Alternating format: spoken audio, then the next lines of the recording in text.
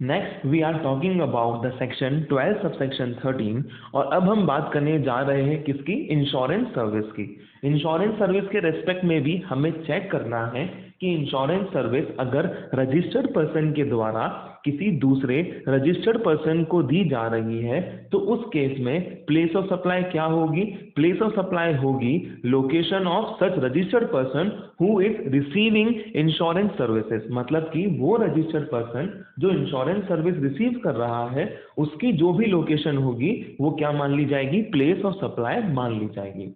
पर हमने कहा अगर इंश्योरेंस सर्विसेज एक रजिस्टर्ड पर्सन के द्वारा किसी अनरजिस्टर्ड पर्सन को दी जा रही है, एक इंश्योरेंस सर्विस किसी रजिस्टर्ड पर्सन के द्वारा किसी अनरजिस्टर्ड पर्सन को दी जा रही है तो उस केस में प्लेस ऑफ सप्लाई क्या होगा, प्लेस ऑफ सप्लाई होगा लोकेशन ऑफ रिसिपिएंट।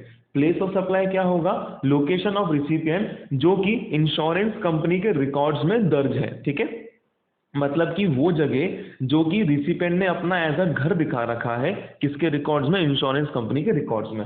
समझते हैं इसको with the help of example. क्या बोला गया देखते हुए चलेंगे। इंश्योरेंस सर्विस के रेस्पेक्ट में हम लोग क्या देख रहे हैं जी, इंश्योरेंस सर्विस के रेस्पेक्ट में हम लोग एग्जांपल देख रहे हैं। पहला आपसे बोला गया है कि ये सर्विस किसके द्वारा दी जा रही है। First example we are taking, मान लेते हैं हम एग्जांपल लेते हैं किसका, एलआईसी का। किसका एग्जांपल ले रहे हैं हम एग्जांपल ले रहे हैं एलआईसी का। एलआईसी जो है वो क्या है, एलआईसी जो है वो इंश्योरेंस कंपनी है। एलआईसी अगर इंश्योरेंस कंपनी है तो ये क्या देती है आपको, ये जो है ये आपको इंश्योरेंस सर्विस देती है। एलआईसी के द्वारा इंश्योरेंस सर्विस दी जा रही है किसको, हम एक कंपनी का नाम दे लेते हैं यहाँ पे, उस कंपनी का नाम क्या है जी, टाटा।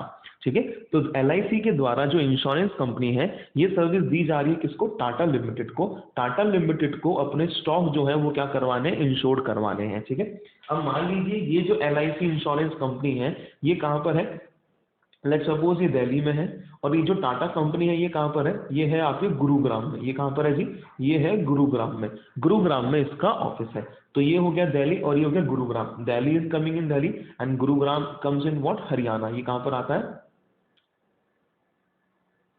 हरियाणा में आता है गुरुग्राम। ठीक है, आई होप ये चीज आपको क्लियर रहेगी। ठीक है, अब यहाँ पे देखिए आप क्या, एलआईसी कंपनी जो है वो क्या है, वो रजिस्टर्ड पर्सन है। टाटा लिमिटेड जो है वो क्या है, वो भी रजिस्टर्ड पर्सन है। तो ये दोनों कंपनी क्या है, रजिस्टर्ड पर्सन है।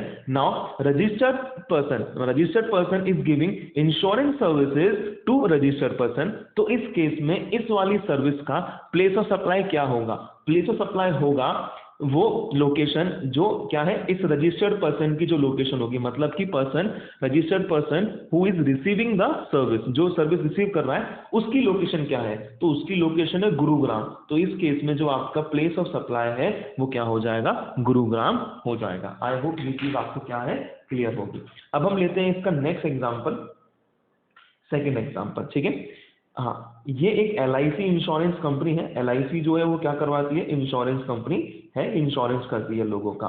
ये ऑफिस कहाँ पर है, लेट्स सपोज हम ले लेते हैं कि ये जो है ये पटना में है। कहाँ पर है, पटना। पटना कहाँ पर है, जहाँ पे आपकी मर्जी आए वहां पर। ठीक है, नहीं कर सकते ऐसा। पटना कहाँ पर है जी, बिहार में पटना है।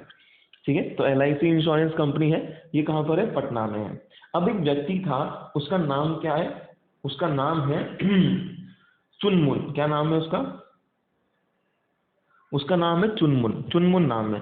चुनमुन जो है वैसे तो ये रहने वाला कहाँ का है, पटना का है। अपने कहाँ का रहने वाला है जी, ये पटना। इसकी अगर हम नेटिव सिटी की बात करें तो नेटिव सिटी क्या है इसकी, इसकी जो नेटिव सिटी है, नेटिव सिटी क्या होती है, जहाँ पे ये पला बड़ा है वो सिटी कौन सी है, इसकी नेटिव सिटी पटना बिहार है। ठीक है, जब ये पटना बिहार में था तो इसने जाके अपना क्या करवाया, इनके पास इंश्योरेंस करवा दिया। क्या करवाया, इनके पास जाके कहा कि भैया भैया मेरा जीवन बीमा कर दीजिए, आप जीवन बाबू मेरा जीवन बीमा कर दीजिए।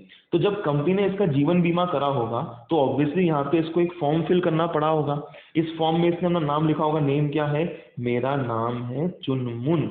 एज कितनी है, मैं हूँ 22 साल का। एड्रेस क्या है, तो इसने अपने, ऑब्वियसली इसका घर कहाँ पर है, पटना में। तो इसने अपने पटना वाले घर का क्या लिख दिया होगा, एड्रेस लिख दिया होगा, पटना में घर है।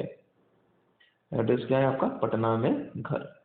ठीक है, ये आपका एड्रेस हो गया, कोई दिक्कत। अब आपके देखा जाए अगर तो एलआईसी कंपनी के हिसाब से ये आपका एक रिकॉर्ड हो गया। इस रिकॉर्ड में आपका एड्रेस कौन सा है, पटना वाला एड्रेस हो गया आपका, ठीक है। बहुत टाइम बाद मान लीजिए इसकी जो है जॉब लग गई और ये जॉब करने के लिए कहाँ पे आ गया है, ये नोएडा आ गया। ये जॉब कहाँ पे करता है, अब नोएडा। नोएडा कहाँ पर है जी, यूपी बोले तो उत्तर प्रदेश में इसकी जॉब लग चुकी है, ठीक है। कोई दिक्कत तो नहीं इसमें। अब यहाँ पे क्या करें, देखिए बड़े ध्यान से, ये व्यक्ति अभी कहाँ पे रहता है, नोएडा में रहता है। ये व्यक्ति कहाँ पे रहता है, नोएडा में रहता है। LIC इंश्योरेंस कंपनी कहाँ पर है, पटना बिहार में है, ठीक है जी। अब ये जो LIC है, LIC क्या है, LIC तो रजिस्टर्ड पर्सन है, और ये जो चुनमुन है ये क्या है, ये अनरजिस्टर्ड पर्सन है। तो इंश्योरेंस सर्विस दी गई है रजिस्टर्ड पर्सन के द्वारा किसी अनरजिस्टर्ड पर्सन को। जो इंश्योरेंस सर्विस है वो दी गई है रजिस्टर्ड पर्सन के द्वारा किसी अनरजिस्टर्ड पर्सन को। तो इस केस में प्लेस ऑफ सप्लाई क्या होगी, तो इस केस में प्लेस ऑफ सप्लाई होने वाली है लोकेशन ऑफ रिसिपिएंट, जो कि इंश्योरेंस कंपनी के रिकॉर्ड्स में क्या है, दर्ज है। जो कि इंश्योरेंस कंपनी के रिकॉर्ड्स में क्या है, दर्ज है। तो यहाँ पे रिकॉर्ड्स में दर्ज कौन सी जगह, पटना वाली। तो पटना वाली जगह को क्या मान लिया जाएगा, प्लेस ऑफ सप्लाई मान लिया जाएगा। आई होप ये चीज आपको क्लियर है, ठीक है। तो अनरजिस्टर्ड पर्सन के केस में जो भी क्या होगी, जो भी लोकेशन आपने अपने रिकॉर्ड्स में मेंशन करवा रखी है उसको क्या मानेंगे, प्लेस सप्लाई माना जाएगा। तो क्या बोला गया यहाँ पे, insurance service if supply is to what, unregistered person. अगर सप्लाई किसको करवाई गई है, अगर सप्लाई करी गई है अनरजिस्टर्ड पर्सन को, तो उस केस में location of recipient of service in records of insurance company. जो भी लोकेशन ऑफ रिसिपिएंट की है, जो कि सर्विस रिसीव कर रहा है, जो कि रिकॉर्ड्स में किसके, इंश्योरेंस कंपनी के में। और अगर सर्विस दी गई है क्या, रजिस्टर्ड पर्सन के द्वारा किसी रजिस्टर्ड पर्सन को, तो उस केस में तो हमने क्या बोल रखा है, location of such registered person who is receiving the service, ठीक है। तो ये 12, 5, 12, 7, 8, 9 और 13 अगर मैं बोलूं तो क्या क्या हो गया, training and performance appraisal service हो गई आपकी, ऑर्गेनाइजेशन ऑफ इवेंट वाली सर्विस हो गई, transportation of goods, transportation of passenger and insurance services. ये 5 सर्विस ऐसी हैं जिसमें आपको ध्यान रखना है कि सर्विस किसको दी जा रही है। एक रजिस्टर्ड पर्सन के द्वारा सर्विस अनरजिस्टर्ड को दी जा रही है, या एक रजिस्टर्ड पर्सन के द्वारा सर्विस जो है वो किसको दी जा रही है, रजिस्टर्ड पर्सन को दी जा रही है। In that cases we have to what see these cases. Otherwise जो अब आपके आने वाली सर्विसेज हैं उसमें आपको ऐसा कुछ देखने की रिक्वायरमेंट नहीं है कि सर्विस जिसको दी जा रही है वो रजिस्टर्ड है या अनरजिस्टर्ड, ऐसा आपको देखना नहीं पड़ेगा, ठीक है। तो ये स्टार्टिंग के जो 5 केसेस थे, इसलिए हमने ये जो टॉपिक है ये सेक्शन वाइज डिस्कस नहीं करा है। मैंने पहले आपको एक चार्ट दे दिया है कि आप हमेशा याद रखेंगे क्या क्या, training, organising, transportation of goods, passenger और इंश्योरेंस। ये जो सर्विसेज है ये हमेशा किसमें, इसमें चेक करना है कि सर्विस किसको दी है, रजिस्टर्ड पर्सन को दी है या अनरजिस्टर्ड पर्सन को दी है, ठीक है। रजिस्टर्ड पर्सन के केस में प्लेस ऑफ सप्लाई हमेशा क्या है, सेम है। ट्रेनिंग के लिए क्या बोला, जहां पे परफॉर्मेंस हो रही है। इवेंट के लिए क्या बोला, जहां पे इवेंट हो रहा होगा। अगर इवेंट जो है इंडिया के बाहर हो रहा है तो फिर प्लेस ऑफ सप्लाई क्या हो जाएगा, लोकेशन ऑफ रिसिपिएंट हो जाएगा। ट्रांसपोर्टेशन ऑफ गुड्स के केस में हमने क्या बोला, अनरजिस्टर्ड पर्सन के केस में हमने सिंपल सी एक बात बोली कि जहां पर आपने गुड्स क्या कर दिए हैं, हैंड ओवर कर दिए हैं ट्रांसपोर्टेशन के लिए, वो जगह आपकी POS मान ली जाएगी। पैसेंजर के लिए हमने क्या बोला, जहां पे पैसेंजर एम्बार्क हुआ है वो जगह क्या मान ली जाएगी, POS मान ली जाएगी। और इंश्योरेंस के लिए हमने क्या बोला, इंश्योरेंस कंपनी के रिकॉर्ड्स में जो भी लोकेशन जो है रजिस्टर्ड है, मेंशन है, उसको हम क्या मान लेंगे, POS मान लेंगे। Now we are moving towards what other services, और अब हमें चेक करना है कि इन केसेस में POS क्या होगा। अब जो है यहाँ पे हमें वो डिफरेंशिएट नहीं करना है कि सर्विस जो है वो किसी रजिस्टर्ड पर्सन को दी जा रही है या अनरजिस्टर्ड पर्सन को दी जा रही है। तो हम स्टार्ट कर रहे हैं हमारी नेक्स्ट सर्विस, और वो क्या है देखते हैं, आइए सेक्शन 12 सबसेक्शन 3 में। Service directly related to immovable property. Service directly related to immovable property मतलब कि वो सर्विसेज जिनका संबंध सीधा सीधा किससे है, इमूवेबल प्रॉपर्टी से। नाउ सर ये इमूवेबल प्रॉपर्टी क्या होती है, you all know what immovable property is. Land और बिल्डिंग जो है उसको हम क्या बोलते हैं, आपकी इमूवेबल प्रॉपर्टी बोलते हैं। इमूवेबल प्रॉपर्टी के रेस्पेक्ट में जो भी सर्विस दी जा रही है, भले ही वो कंस्ट्रक्शन की हो, रिपेयर की हो, रिनोवेशन की हो, आपने आर्किटेक्चरल सर्विस दी है, आपने इंजीनियरिंग सर्विस दी है, आपने आके ब्लूप्रिंट वगैरह बनाया है उसका, कोई भी हो, होटल की सर्विस हो गई, क्योंकि होटल में भी क्या होता है, इमूवेबल प्रॉपर्टी की सर्विसेज है ना, मतलब रहने की सर्विस दे रहे हो, तो अकोमोडेशन की सर्विसेज हो गई आपकी, लॉजिंग वगैरह होटल्स में रुकने की सर्विसेज हो गई आपकी। इन सबको हमने क्या करा है यहाँ पे, इंक्लूड करा है। All the services in respect of immovable property, मतलब कि वो सर्विसेज जिसका डायरेक्ट संबंध किससे है, इमूवेबल प्रॉपर्टी से, वो यहाँ पे आके कवर हो जाएगा। क्या बोला हमने? Service directly related to immovable property including what? Agents, export, lodging and hotels in accommodation for function and ancillary services. मतलब कि वो सारी सर्विसेज जिसमें इमूवेबल प्रॉपर्टी का यूज होता है। इमूवेबल प्रॉपर्टी का यूज का कहने का मतलब क्या है हमारा, कि मान लीजिए अगर आपका होटल बिजनेस है तो होटल बिजनेस में भी क्या यूज हो रही है, एक जो बिल्डिंग है वो यूज हो रही है ना, क्योंकि आप वो बिल्डिंग लोगों को रहने के लिए देते हो, उस बिल्डिंग में एक रूम आप लोगों को रहने के लिए देते हो, तो उस सर्विस में यूज क्या हुआ है? इमूवेबल प्रॉपर्टी यूज हुई है। ठीक है, अब यहाँ पर जो है आपके वो बहुत सारी चीजें कवर हो जाती हैं। यहाँ पे अगर हम बात करें तो आपके बोट्स वगैरह भी जो है ना, वेसल्स वगैरह भी जो है वो यहाँ पे कवर आपके हो जाते हैं। ठीक है, ठीक है, कैसे मैं आपको बता रहा हूं मैं धीरे धीरे करके। ठीक है, सबसे पहले हम यहाँ पे एक एग्जांपल लेते हैं और यहाँ पे हम पढ़ते हैं कि यहाँ पर प्लेस ऑफ सप्लाई क्या होने वाला है। ठीक है, सबसे पहले हम यहाँ पे पढ़ते हैं कि अगर सर्विसेज दी जा रही हैं इन रिलेशन टू, मतलब ऐसी सर्विसेज जिसका डायरेक्ट संबंध किससे है? इमूवेबल प्रॉपर्टी से है, तो उस केस में प्लेस ऑफ सप्लाई क्या होगा? तो प्लेस ऑफ सप्लाई होगा place where immovable property is located, मतलब कि ऐसी जगह जहां पर वो इमूवेबल प्रॉपर्टी जो है वो लोकेटेड है या फिर वो लोकेट होने जा रही है। क्यों सर, ऐसे क्यों बोल रहे हो? मान लीजिए अगर मैं कॉन्ट्रैक्टर हूं और मैं लोगों के लिए बिल्डिंग बनाता हूं, तो मेरे पास एक व्यक्ति आया, उसने कहा कि आप मुझे एक बिल्डिंग कंस्ट्रक्ट करके दीजिए। अब ये जो सर्विस है मेरी, ये किसके रेस्पेक्ट में है? This service is directly related to immovable property, क्योंकि जब मैं कंस्ट्रक्शन करूंगा तो क्या बन जाएगी? बिल्डिंग बन जाएगी। तो इस केस में बोला गया कि प्लेस ऑफ सप्लाई क्या होगा? प्लेस ऑफ सप्लाई वो जगह होगी जहां पर इमूवेबल प्रॉपर्टी सिचुएटेड है या फिर जहां पर वो इमूवेबल प्रॉपर्टी को सिचुएटेड कराया जाएगा। ठीक है, ये बात आपको क्या रखनी है, इसमें ध्यान रखनी है। ठीक है, और क्या बोला हमने इसमें? एक सिंपल सी बात बोली है, और वो क्या है जी, कि अगर इमूवेबल प्रॉपर्टी लोकेटेड है कहां पर? Outside India. अगर इमूवेबल प्रॉपर्टी लोकेटेड कहां पर है? आउटसाइड इंडिया है, तो उस केस में प्लेस ऑफ सप्लाई क्या माना जाएगा? Location of recipient. इसको हम बेहतर तरीके से समझते हैं एग्जाम्पल के साथ। तो यहां पर मैंने एग्जाम्पल आपके लिए ऑलरेडी बना रखे हैं। सबसे पहले हम बात करते हैं किसकी? L&T की। पहला वाला एग्जांपल, L&T एक कंस्ट्रक्शन कंपनी है जो कहां पर है? दिल्ली में है। और एक और कंपनी है, उसका नाम क्या है? हल्दीराम। हल्दीराम भी कहां पर है? दिल्ली में। अब हल्दीराम ने L&T वालों को अप्रोच करा और उनसे कहा कि देखो हमें ना एक हमारी गुरुग्राम में एक नई ब्रांच खोलनी है, तो आप हमें एक बहुत अच्छी बिल्डिंग बना के दीजिएगा। अब L&T वाले क्या करेंगे? हल्दीराम के लिए एक बिल्डिंग जो है वो क्या करेंगे? कंस्ट्रक्ट करेंगे। तो ये जो सर्विस हो गई, ये क्या हो गई? This service is directly related to what? Immovable property. अब L&T वाला मान लीजिए भले ही इसको बिल्डिंग कंस्ट्रक्ट करके ना दे, पर इस बिल्डिंग का ब्लूप्रिंट बना के देता। क्या बना के देता? ब्लूप्रिंट बना के देता। तो माना जाता कि L&T के द्वारा जो ब्लूप्रिंट बनाने की जो सर्विस दी जा रही है, that service is also directly related to immovable property. ठीक है, तो उस केस में भी जहां पर प्रॉपर्टी सिचुएटेड होती या होने वाली है, वो जगह क्या मान ली जाएगी? आपकी प्लेस ऑफ सप्लाई मान ली जाएगी। मतलब कि यहाँ पर हम कवर कर रहे हैं वो चीजें जो सर्विसेज इमूवेबल प्रॉपर्टी के माध्यम से दी जा रही हैं, या जो सर्विसेज इमूवेबल प्रॉपर्टी के लिए दी जा रही हैं, वो सारी की सारी आपकी यहाँ पे कवर हो जाती है। आर्किटेक्ट की सर्विस हो गई, इंजीनियर की सर्विस हो गई है आपके, ठीक है, इंटीरियर डिजाइनर्स वालों की सर्विस हो गई है। तो ये सब क्या करते हैं जी? ये सब लोग सर्विस देते हैं in respect of immovable property. तो इस केस में POS मतलब कि प्लेस ऑफ सप्लाई क्या होगा? वो जगह जहां पर वो प्रॉपर्टी सिचुएटेड है या फिर वो सिचुएटेड होने वाली है। अब हम बात करें होटल इंडस्ट्रीज की, तो होटल इंडस्ट्रीज के अपने खुद के क्या होते हैं? होटल होते हैं। अब वो क्या कर रहे हैं? लोगों को ये होटल्स वगैरह जो है वो किराए पे देते हैं। इसका मतलब है कि वो जो सर्विस दे रहे हैं वो कौन सी सर्विस है? वो है अकोमोडेशन की सर्विस। पर वो अकोमोडेशन की सर्विस दे पा रहे हैं बिकॉज ऑफ इमूवेबल प्रॉपर्टी की वजह से। तो इस केस में यहाँ पर जो होटल्स में रहने की सर्विस होती है वो भी किसमें कवर कर ली गई है? इसी पॉइंट में कवर कर ली गई है। माना जा रहा है कि that service is directly related to immovable property. अगर प्रॉपर्टी ही नहीं होती तो आप लोगों को रहने के लिए जगह नहीं दे पाते।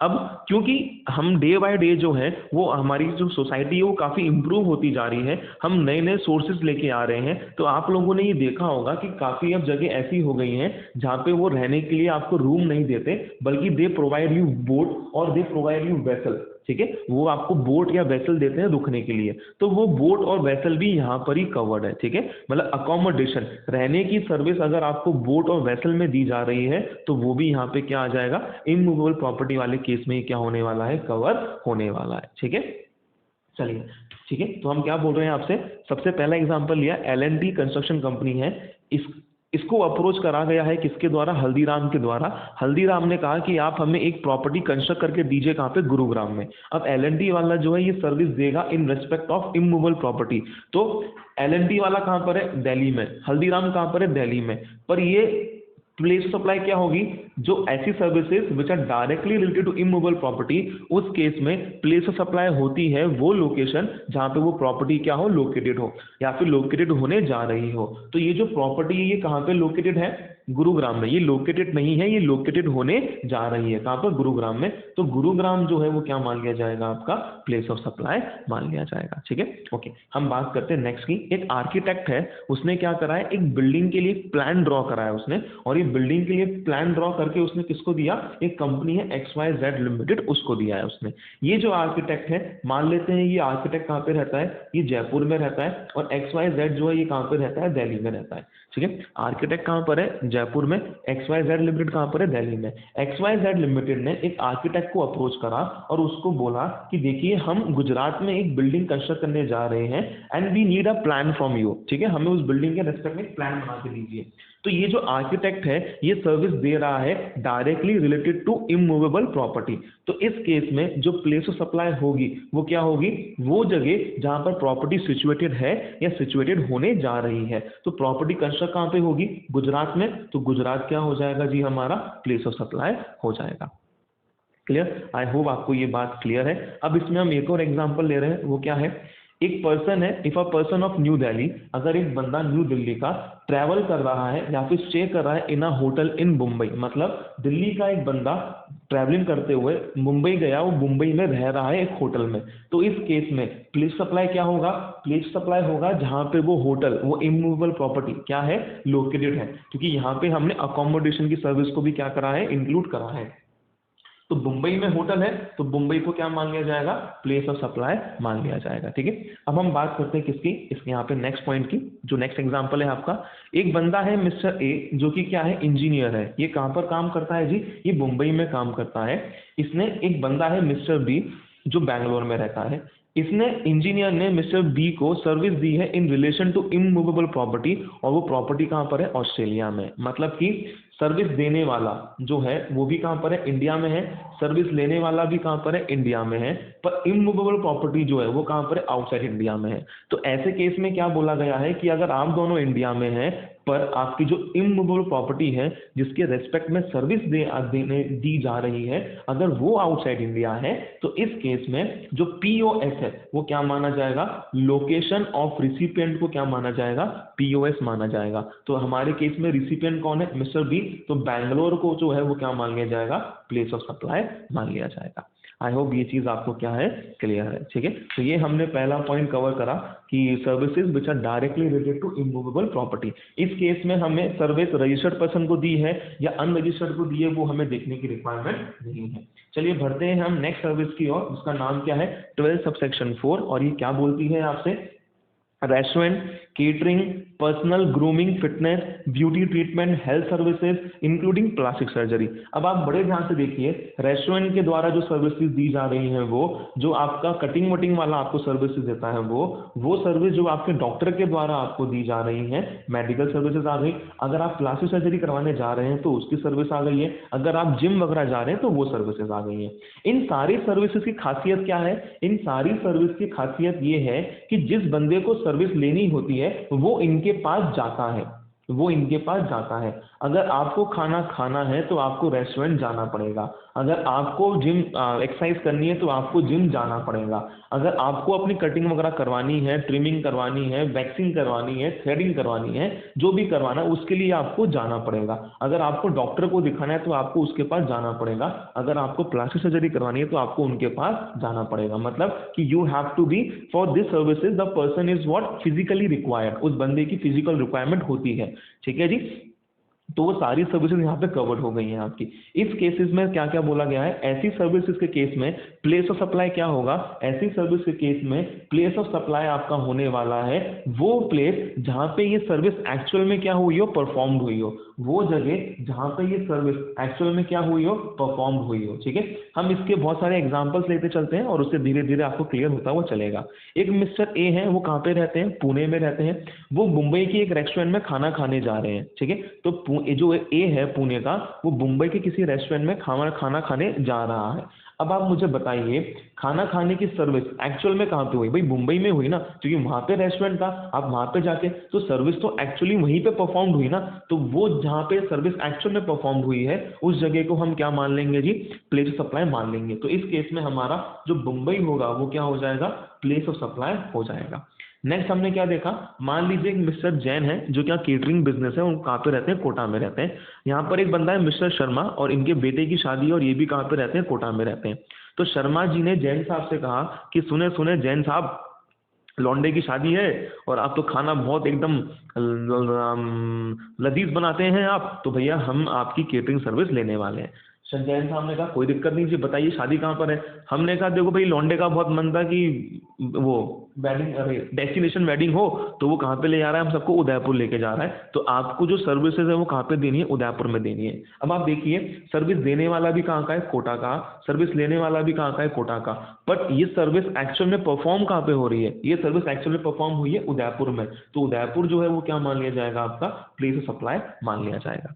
ठीक है, नेक्स्ट हम बात करते हैं क्या, मिसेस शहनाज। आप लोगों ने मेरे ख्याल से शहनाज का नाम सुना होगा, वो जो एक आंटी आती है ना जो डरते हैं जिसको देख के अपन लोग, वो मेकअप आर्टिस्ट है, बहुत अच्छी, मुंबई में रहती हैं वो। तो शहनाज जी जो है वो जयपुर में गई हैं मेकअप करने। अब शहनाज जी जो है वो रहती कहाँ पर है, मुंबई में रहती हैं। Who is she is a makeup artist. वो जयपुर में जा रही हैं मेकअप करने, किसका, नूरा दीदी का, नूरा फतेही का वो मेकअप करने जा रही हैं। अब नूरा फतेही भी कहाँ की है, मुंबई की है। तो सर्विस लेने वाला भी कहाँ का, देने वाला भी कहाँ का, मुंबई का, सर्विस लेने वाली भी कहाँ की है, मुंबई की है। पर क्योंकि ये सर्विस दी गई है कहाँ पे, जयपुर में, इसलिए जयपुर जो है आपका वो क्या मान लिया जाएगा, प्लेस ऑफ सप्लाई मान लिया जाएगा। I hope this thing is clear, because place where services are actually perform. ये कौन सर्विस हो गई आपकी, ब्यूटी ट्रीटमेंट की सर्विस हो गई। ठीक है, और एग्जांपल ले लेते हैं हम। मान लीजिए एक बंदा है हर्ष, वो कहाँ पे रहता है, कोटा में रहता है।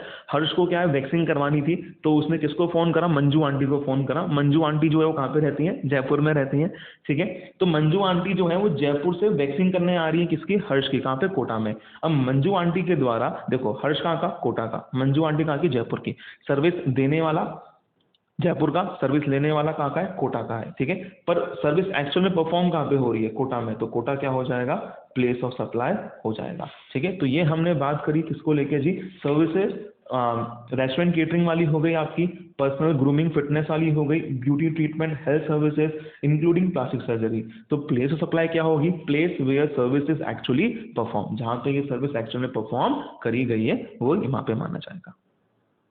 नेक्स्ट सर्विस जो हम बात करने जा रहे हैं वो है किसकी, एडमिशन टू इवेंट और अम्यूजमेंट पार्क।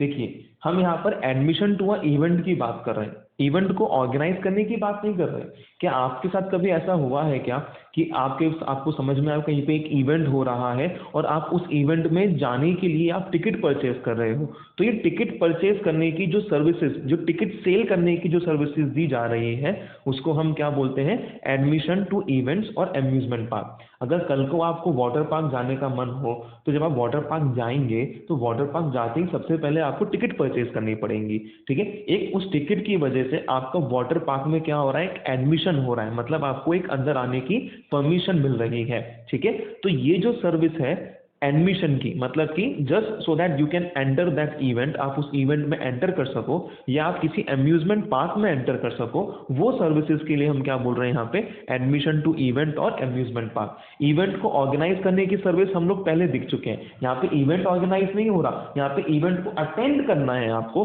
तो अटेंड करने के लिए आपको क्या करना होगा, एक कंपनी होगी जो क्या कर रही होगी, आप लोगों से आपको टिकट सेल कर रही होगी। तो that person is what, giving you services to admission of event और अम्यूजमेंट पार्क। ठीक है, यहाँ पर है।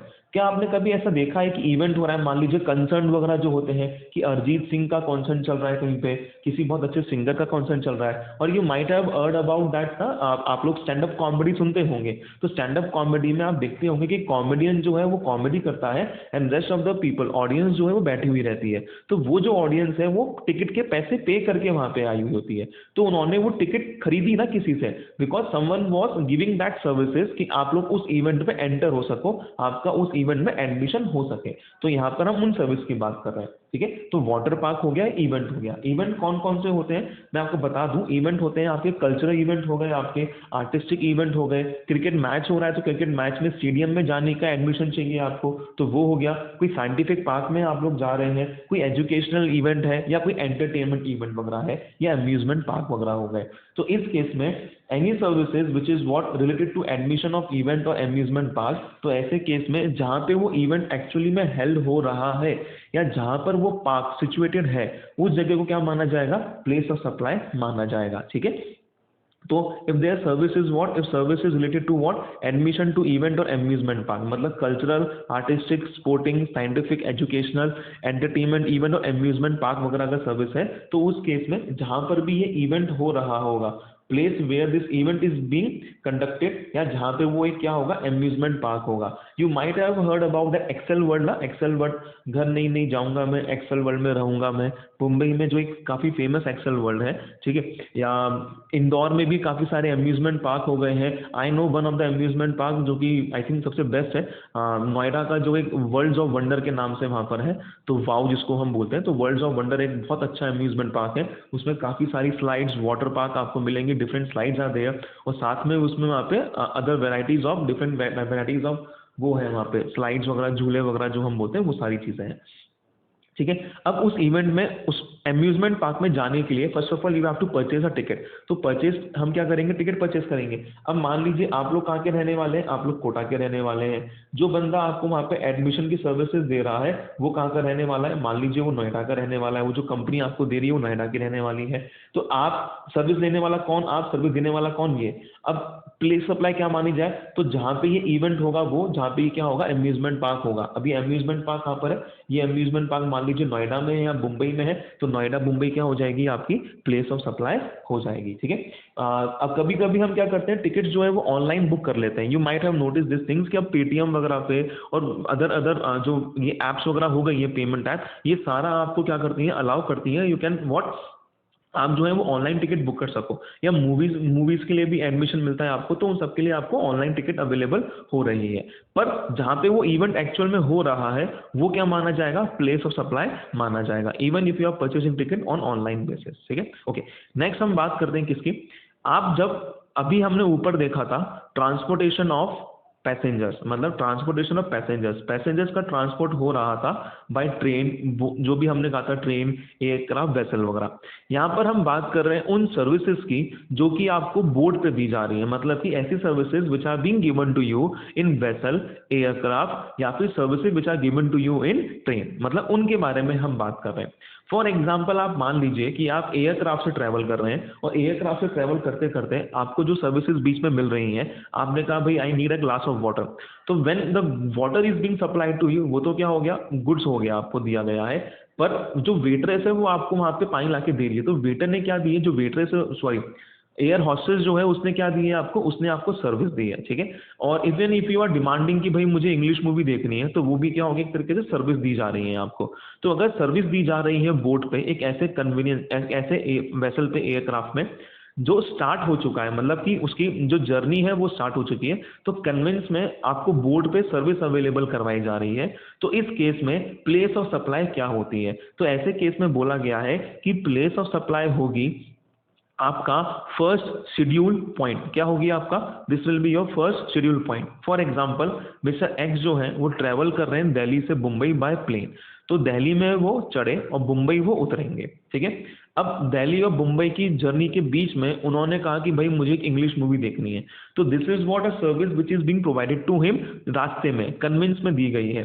तो इस सर्विस का प्लेस ऑफ सप्लाई क्या माना जाएगा, जहां से ये सर्विस, जहां से ये जर्नी क्या हुई थी स्टार्ट, मतलब उसका जो फर्स्ट शेड्यूल पॉइंट है, फर्स्ट शेड्यूल पॉइंट कौन सा है इसका, दिल्ली, तो Delhi will be treated as what, place of supply. ठीक है, तो हम ये 2 पॉइंट पहले डिस्कस कर लेते हैं आपके साथ। एडमिशन टू इवेंट और अम्यूजमेंट पार्क के केस में प्लेस ऑफ सप्लाई क्या होगी, place where event actually held और पार्क इज लोकेटेड। और अगर हम बात करें सर्विस ऑन बोर्ड या conveyance include vessel and aircraft, तो location at first schedule point of departure of that convenience for that journey. ठीक है, जो भी आपका फर्स्ट शेड्यूल पॉइंट है उस डिपार्चर का, उस जर्नी में कन्वेंस रास्ते का जो है पूरा, उसके लिए जो आपका फर्स्ट शेड्यूल पॉइंट है that will be considered as your place of supply. ठीक है, ओके उसके बाद हम आ रहे हैं नीचे, एक छोटी सी सर्विस है वो खत्म कर लेते हैं। पहले हम बैंकिंग एंड फाइनेंशियल सेक्टर के बारे में बात कर रहे हैं। जो सर्विसेज आपको बैंक के द्वारा दी जा रही है, या जो सर्विसेज आपको फाइनेंशियल सेक्टर्स के द्वारा दी जा रही है, या जो सर्विसेज आपको स्टॉक ब्रोकर्स के द्वारा दी जा रही है, ठीक है, ये सारी सर्विसेज इसमें कवर हो जाती हैं।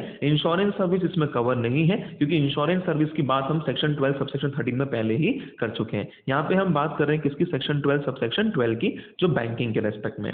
अब बैंकिंग के द्वारा अगर आपको सर्विस दी जा रही है, तो उस केस में प्लेस ऑफ सप्लाई क्या होगा। देखो सिंपल सी बात बोली गई है कि अगर बैंक के पास जो भी बंदा सर्विस लेने आया है, मतलब कि रिसिपिएंट, अगर बैंक के पास लोकेशन ऑफ रिसिपिएंट है, तो अगर बैंक के रिकॉर्ड्स में उसका लोकेशन ऑफ रिसिपिएंट का एड्रेस अवेलेबल है, तो लोकेशन ऑफ रिसिपिएंट को क्या मानेंगे, प्लेस ऑफ सप्लाई मानेंगे। पर अगर बैंक के रिकॉर्ड्स में लोकेशन ऑफ रिसिपिएंट का एड्रेस नहीं है, तो उस केस में जो भी बैंक है, बैंक की जो लोकेशन होगी उसको क्या मान लिया जाएगा, प्लेस ऑफ सप्लाई मान लिया जाएगा। मतलब location of supplier will be treated as place of supply if the bank is not having any address.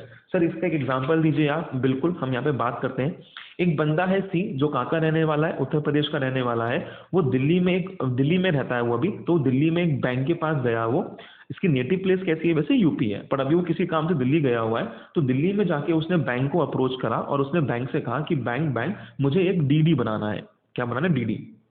अब ये जो बैंक है वो कहाँ पे, दिल्ली में। ऑल्दो मिस्टर सी का इस बैंक में अकाउंट नहीं है, पर ऐसा तो नहीं है ना कि अगर आपका किसी बैंक में अकाउंट नहीं है तो बैंक आपका डीडी बनाने से मना कर देगा, नहीं, बैंक आपका डीडी बनाएगा। तो mister C does not have any bank account with the said bank, उसका इस अकाउंट में, इस बैंक में कोई अकाउंट नहीं है। अब इस केस में ये जो सर्विस है ये बैंक के द्वारा दी जा रही है, तो ऐसे केस में प्लेस ऑफ सप्लाई क्या होगा, तो प्लेस ऑफ सप्लाई होगी लोकेशन उस बैंक की जो ये सर्विस दे रही है। क्यों, क्योंकि बैंक के पास इसका एड्रेस अवेलेबल नहीं है।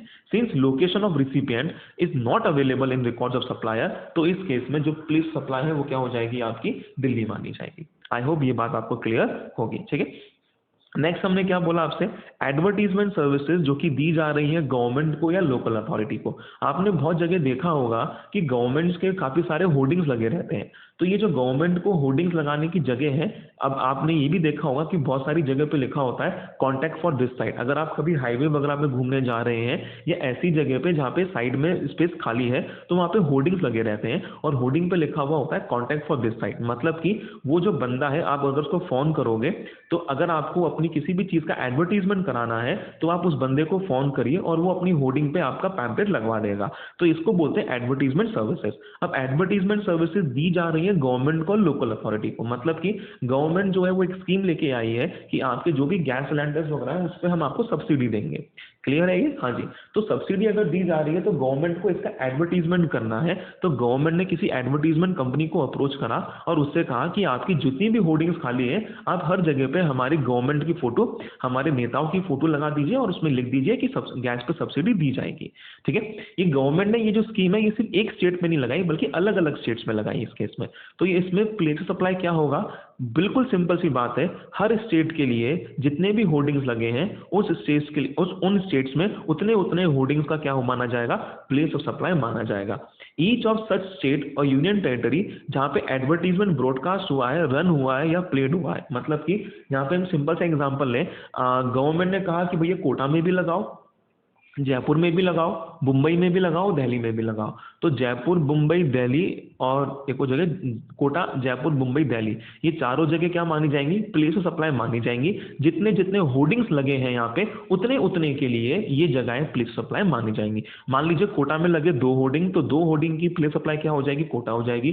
जयपुर में लगे 4, तो 4 के लिए क्या हो जाएगी? जयपुर हो जाएगी। मुंबई में लगे 6, तो 6 के लिए क्या हो जाएगा? Mumbai will be place supply. और 10 लगे दिल्ली में, तो 10 के लिए Delhi will be place supply. ठीक है, ये चीज क्लियर है आपको। Okay, now the last point that we are taking of section 12, वो क्या है जी? हमारा supply of telecom services including data transfer, broadcast, cable और डीटीएच। जो भी आपके घर में डिश टीवी वगैरह की चीजें आ रही हैं, या जो भी आपको आजकल घर बैठे बैठे इंटरनेट सुविधाएं मिल रही हैं, वो सारी यहाँ पे कवर्ड है टेलीकॉम सर्विसेज। सबसे पहले हम बात करते हैं क्या, यहाँ पे पॉइंट है fix lease of cable line. आपके घर पे आके केबल लाइन डाली जाती है, आपके घर पे आके छतरी लगाई जाती है घर पे, तो उस केस में प्लेस ऑफ सप्लाई क्या मानी जाएगी? जहां पर उस लाइन को, उस छतरी को इंस्टॉल करा गया है, location of installation, that place will be treated as place of supply माना जाएगा। फिर हम बात करते हैं किसकी? पोस्टपेड मोबाइल की, इंटरनेट की और डीटीएच की। पोस्टपेड मोबाइल की अगर आपको बात याद हो तो कहानी क्या होती है जी, कि आप पहले पूरा यूज करते हैं और बाद में जाके आपके पास बिल आता है। ठीक है, तो अगर कंपनी के पास जो आपको पोस्टपेड सर्विस दे रही है, अगर उसके पास बिलिंग एड्रेस है, अगर उसके पास बिलिंग एड्रेस है, तो इस केस में प्लेस ऑफ सप्लाई क्या होगा? Location of recipient. देखो, अगर हमारे पास रिसिपेंट का एड्रेस है तो प्लेस सप्लाई वो हो जाएगी, पर अगर पोस्टपेड सर्विसेज देने के बावजूद भी हमारे पास रिसिपेंट का एड्रेस नहीं है, तो फिर लोकेशन ऑफ सप्लायर क्या माना जाएगा?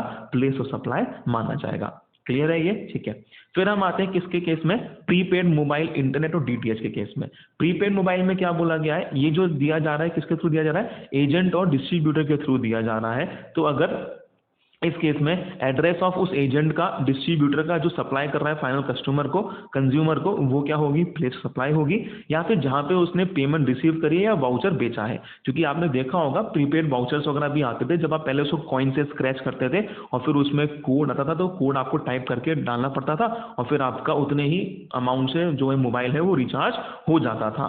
तो अगर प्रीपेड कनेक्शन है और आपने ये प्रीपेड सर्विसेज ली है, अभी आजकल की अगर हम बात करें तो हम सब घर पे बैठे बैठे ऑनलाइन ही क्या कर लेते हैं? खुद का रिचार्ज कर लेते हैं। पर काफी लोग अभी भी ऐसे हैं जो कि किसी एजेंट के पास जाके, मतलब जो मोबाइल शॉप्स वगैरह होती है उनके पास जाके रिचार्ज करवाते हैं। तो ऐसे केस में प्लेस सप्लाई क्या माना जाएगा? वो दुकानदार, जो एजेंट है, जो डिस्ट्रीब्यूटर है, उसका जो एड्रेस है उसको प्लेस सप्लाई माना जाएगा। और ऐसी जगह पे जहां पे आपने पेमेंट करी या वाउचर बेचा है उसको पीओएस माना जाएगा। बाकी इन ऑल अदर केसेस में क्या होगा जी? इन ऑल अदर केसेस में, अच्छा यहाँ पे मैं आपको पढ़ा दूं प्रोवाइजो, अगर प्रीपेड आपने इलेक्ट्रॉनिक पेमेंट से करा है तो फिर लोकेशन ऑफ रिसिपेंट क्या हो जाएगी? अगर आप घर बैठे बैठे अपना जो मोबाइल है वो रिचार्ज कर रहे हैं तो सर्विस तो मिली है ना आपको, तो ये जो सर्विस है रिचार्ज की, डेटा ट्रांसफर की, इस केस में प्लेस सप्लाई क्या होगा? प्लेस सप्लाई होगा लोकेशन ऑफ रिसिपेंट। और इसके अलावा जो भी सारे केस हैं, सिंपल सी बात बोली गई है, अगर लोकेशन ऑफ रिसिपेंट अवेलेबल है तो वही आपकी क्या हो जाएगी? पीओएस हो जाएगी। पर अगर लोकेशन ऑफ रिसिपेंट अवेलेबल नहीं है तो लोकेशन ऑफ सप्लायर को हम क्या मान लेंगे? प्लेस ऑफ सप्लाई मान लेंगे। तो यहाँ पे हमारा सेक्शन 12 जो है वो खत्म हो गया है। अब हमारा इसका बकाया सिर्फ और सिर्फ क्या? Section number 13। और सेक्शन 13 होते ही हमारा ये टॉपिक खत्म हो जाएगा और इसी के चलते हमारा स्टडी नोट 3 जो है वो पूरा कंप्लीट हो जाएगा। आपसे एक रिक्वेस्ट है कि यहाँ पर मैंने आपको हर सर्विस के रेस्पेक्ट में कुछ ना कुछ क्वेश्चंस करवा दिए हैं, तो अब आप जो है वो प्लेस ऑफ सप्लाई के क्वेश्चंस जो है वो स्टार्ट कर देंगे आप, और उसके रेस्पेक्ट में जो भी आपको डाउट हो हर इलस्ट्रेशंस में, वो एग्जांपल्स में, वो आप मुझे सेंड करना चालू कर देंगे। ठीक है, तो अभी हमने यहाँ पे सेक्शन 12 खत्म करा है। नेक्स्ट वीडियो में हम खत्म करेंगे हमारा सेक्शन 13।